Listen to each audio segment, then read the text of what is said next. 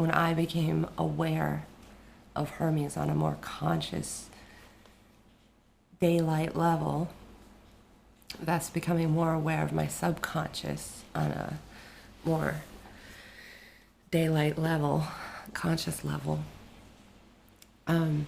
he was a constant presence. And that's why I compare it to a song. It's like a low hum. It's a vibration. It's something that's always there. Something that somehow you know has always been there, but you've only recently become aware of it. It's a deeper knowing of life. It's a deeper experience of what we call life. It's definitely not something that is attainable through pursuits of the ego. It is something that's only pertainable through pursuits of higher spiritual awareness. It's a self-awakening process, but self-actualization. Yeah, which is just Buddhahood in other terms, or being a bodhisattva. And when you're more conscious of that level, you partially come to live on that level. And the lifestyle that springs up around inner searching rather than outer searching, the more we go in, the more we get closer to Source. The more we go back in our history, the more we get closer to Source. Now, in a Yang society, going back, going within, are forms of retreat, which is very yin, not yang. Yang is all about forwardness, protrusion. In modern society, and for many, many ages, the Yang principle has ruled our minds and hearts. To be fully conscious of the yin and the yang within ourselves, we must experience both. When both are equally experienced, they become aware of each other and merge. And that is when a person becomes whole. And in some cases, that does mean enlightenment.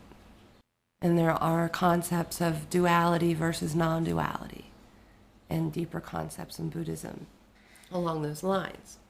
To consciously choose to be yin, to go into the yin, and it is a conscious choice, it doesn't happen by mistake, is to go within, and that withdraws some of our energy from the without. It, by default, withdraws some of the energy from our ego self and puts more energy into our higher self, spiritual self, inner self, Buddha self. Just by contemplating going within, you're starting a counterbalance. When you actually do go in, there is now a black and white counterbalance. Equal in that moment. In the moment when you have gone within and you have been without most of your life. When there is a shift, a counterbalance such as that can create a friction. Frictions can bring up all kinds of things. If you still have trauma from your childhood in your subconscious, the friction of choosing to go within is going to bring up the ghosts that you haven't dealt with. And it doesn't have to just be childhood, it can be last week. Any kind of guilt that you're shrugging around with you is going to come up. It's a purification, cleansing process, and it cannot be escaped. And in my personal humble opinion, is the hardest part of the journey. Because it's happening to you. Somewhere in you know, well, I'm a divine being, I'm part of God, yay, yay, yay, but you still have your ego on thick. And you've got the black and white of the ego nature and the spiritual nature. And the spiritual nature is very, to be described as very Buddhist in its peaceful sense. The spiritual nature is not going to attack the ego, but will comfort the ego and try to teach the ego from within. The ego can be taught, can be trained, can be dealt with in many manners. And the closer the ego and the spiritual side get, the more they merge.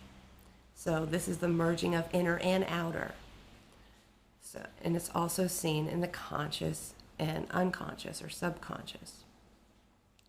And it's also seen in the concept of the anima and the animus, as explained by Jung.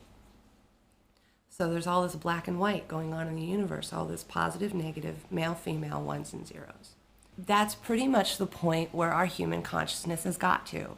Are there deeper points? Yes.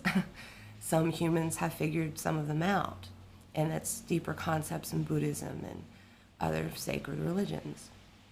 And in the symbology that we all tell ourselves, it's kind of like, because we have a group mind, because we have a group subconscious net, we have an internet of subconsciousness between all of us. This level where our energies collide with each other's and create or destroy. A impulse level. It's more, sometimes I say that dolphins do this telepathy thing, and I think people do too. The concept of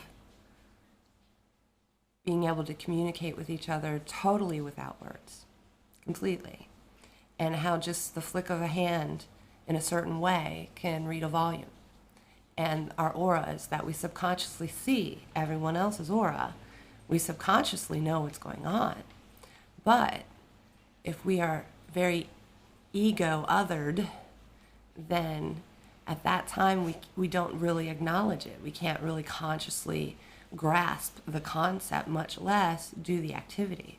When the soul and the ego get closer and closer, there are certain gifts and powers that you evolve into because you are an evolving entity. Evolution, in my personal opinion, is the goal of all of us. And I believe that it is impossible to grow and transform unless you search inner space.